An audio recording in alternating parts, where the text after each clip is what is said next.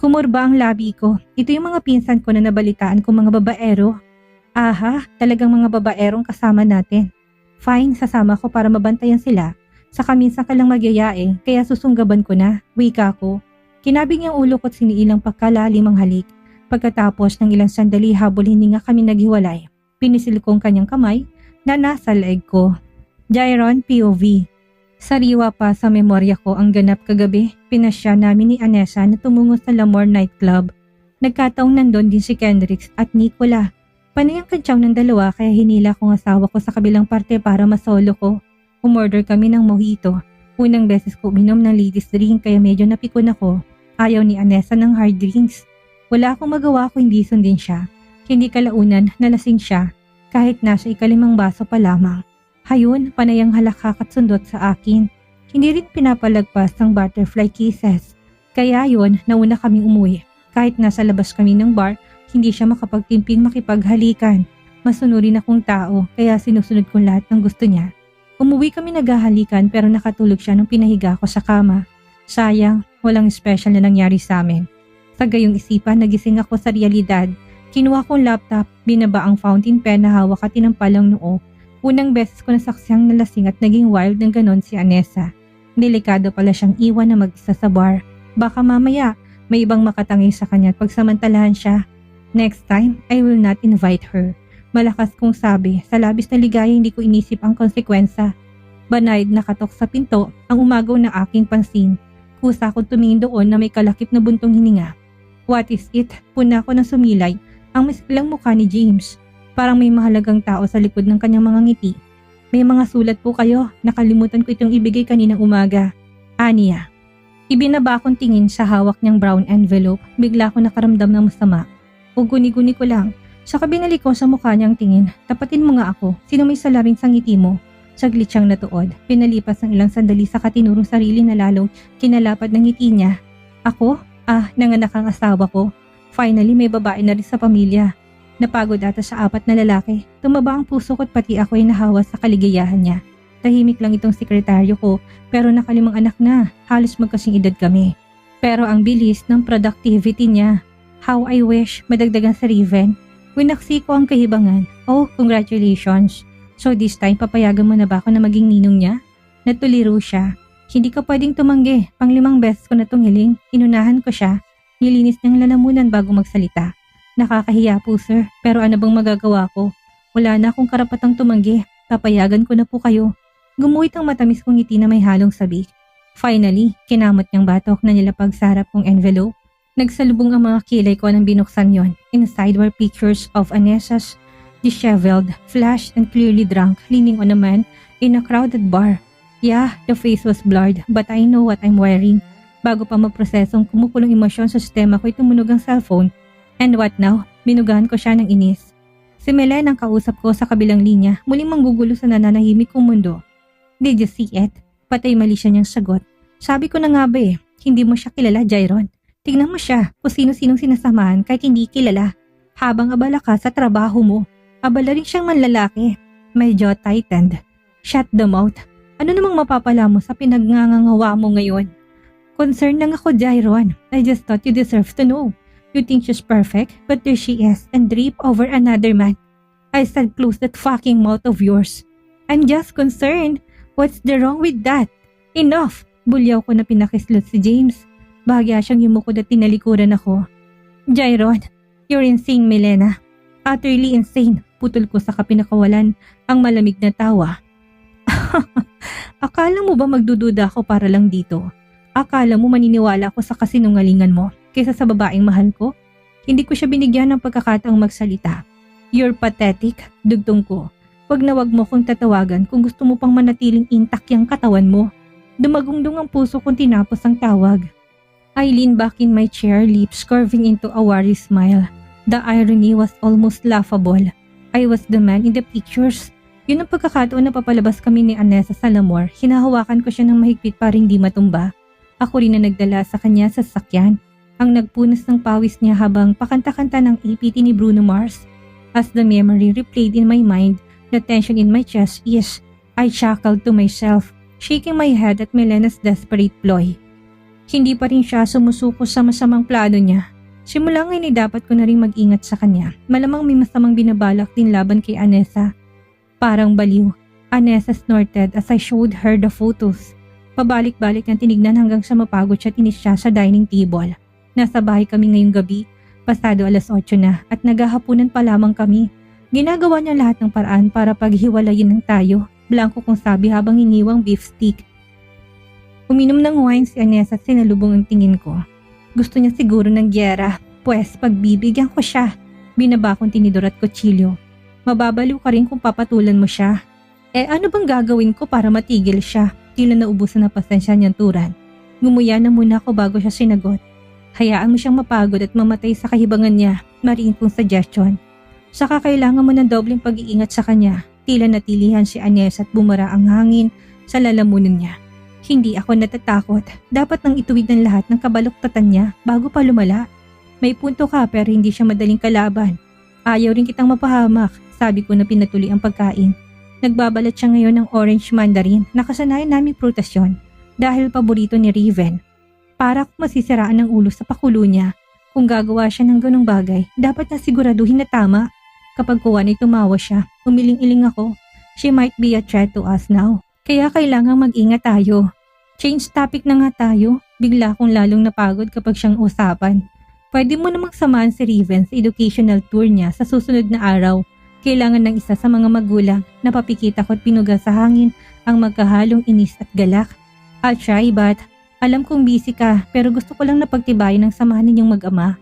Magandang idea. Salamat love. Binuhos kong orange juice at pinunasan ng gilid ng bibig. Sa palagay ko, hindi ako matutuwa ngayon. Sa dami ng problema ko sa kumpanya, dinagdagan pa ni Melena. Habang buhay ay pesteng babaeng yon. Ang hirap niyang pahintuin sa bisyo. At parang nawalan sa tamang katinuan matapos kong ipakansel ang marriage engagement namin. Ako nang bahala sa kumpanya. Isang araw lang naman. Saka maganda rin yun upang makalimutan mo saglit ang mga problema mo at magkaroon ka ng pagkakataon na makasama siya. Natutukso kong pinisilang pisngi ni Anessa. Parang gusto kong gumawa ng ikalawa. Makahulugan kong sambit na siya na lang ang makakaintindi. What the? Aniya sabay tapo ng balat ng mandarin. Maghintay ka, may tamang panahon din. Saka pasensya na, pagod ako ngayong gabi. Gusto ko na mag-beauty rest.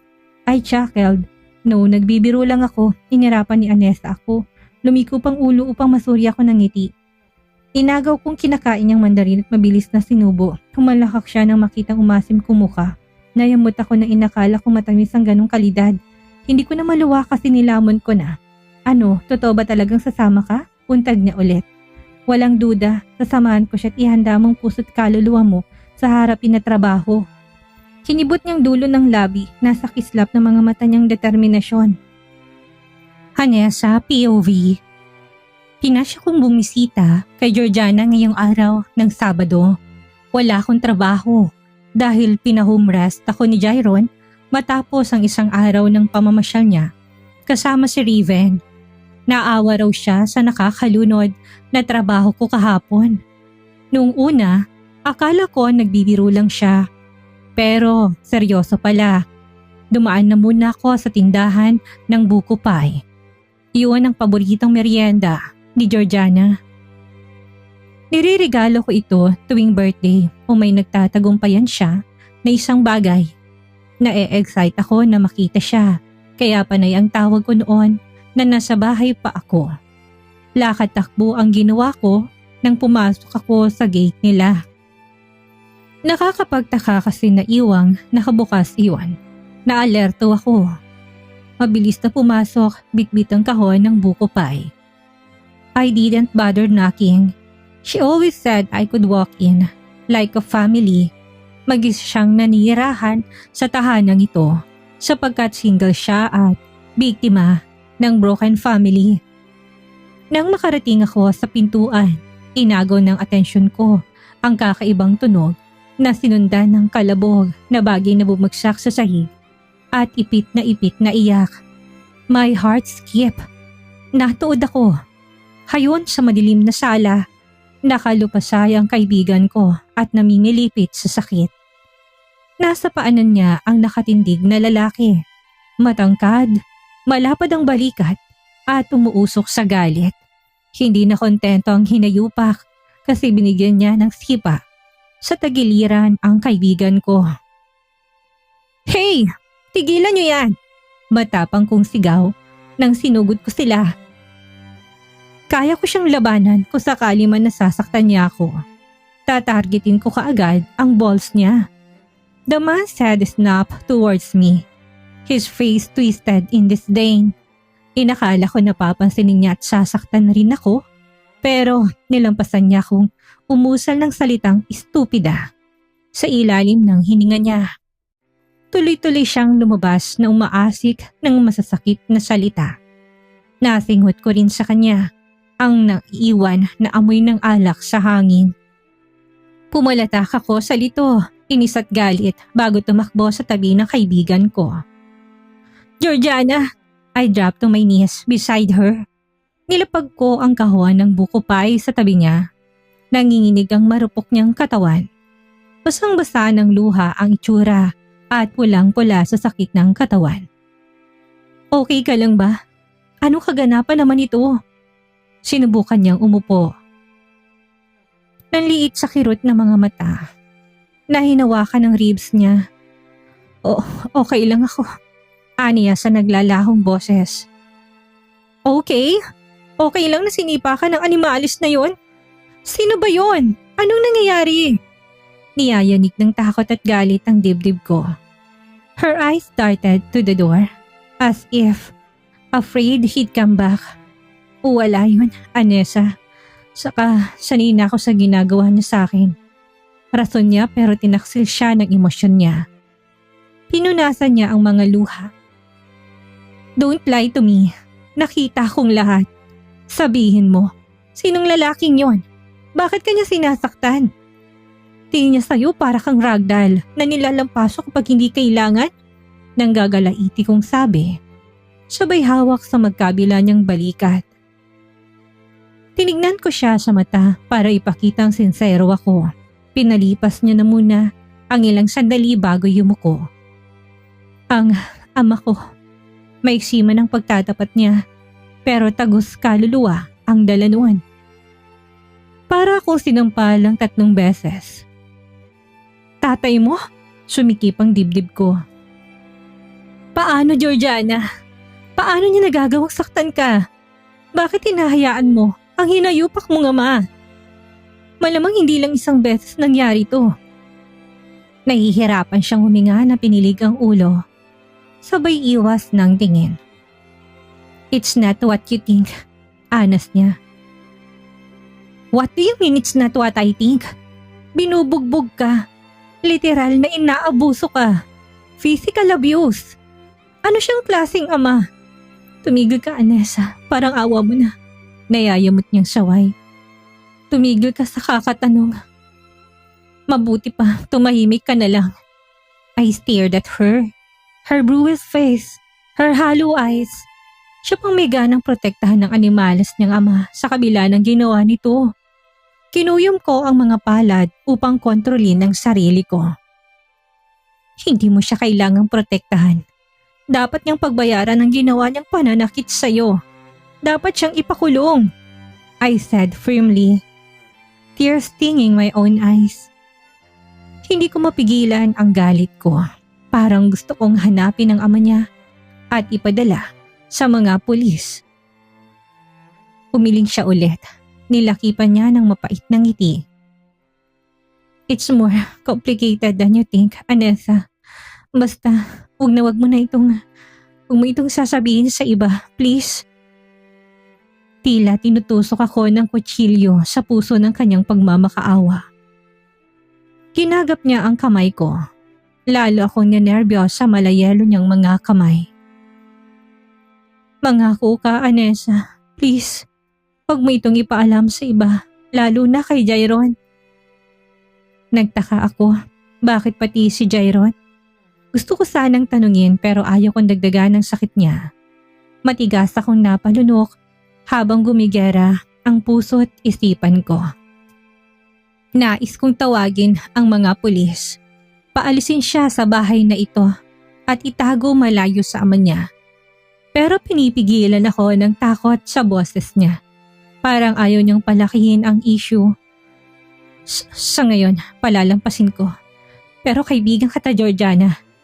Hindi ko hayaan na patuloy kanyang sasaktan. Anas ko sa malalim na boses. Imbis na sumagot ay sumandal siya sa akin. Nanghinang katawan niya sa impit at walang humpay na paghikbi. I held her tightly, vowing silently that I'd find a way to help her, even if she wouldn't let me know. Hindi ko palalampasin ang ginawa ng lalaki na yon.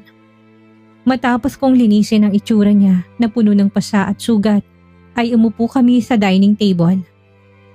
Abala ako sa pagbubukas ng buko pie nang tumunog ang phone ko. Si Jairon, hinahanap ako, tanga ng isang bag ng grocery, ay kumakanta akong pumasok sa bahay ni Mama. Papalubog ang araw nang makarating ako. Kinumbinsi ko si Jairon na sunduin sa Raven at nagpaalam ako na dadaan dito para ibigay ang gamot na hinihingi ni Mama. Mataas na naman ang uric acid niya. Kaya hayon ni Rara Yuma. I'm home! Masaya akong pahayag. Tiyempong pagangat ko ng ulo, nasa lubong ko si Dad. What is he doing here? Siyang nagsabi mismo na hindi na magpapakita sa amin. Anessa, anos niya. Namilog ang mga mata ko. What are you doing here? Nilipat-lipat ko ang tingin sa pagitan nila. Uminit bigla ang batok ko at parang siniila ko ng inis. Dalawang bagay ang kinainis ko. Una, ang pagiging tigasin niya sa hindi pagpapatawad at pagtanggap sa asawa ko. Pangalawa, ang pagtakwil niya sa akin pero hindi niya pala kaya. Pinagsisisihan ko ang ginawa ko sa iyo, anak. Tila naiiyak niyang tapat. Binaba akong dala sa meseta. Sumulyap na muna ako kay Mama na nakaupo sa sofa habang dinadamdam ang sakit ng tuhod.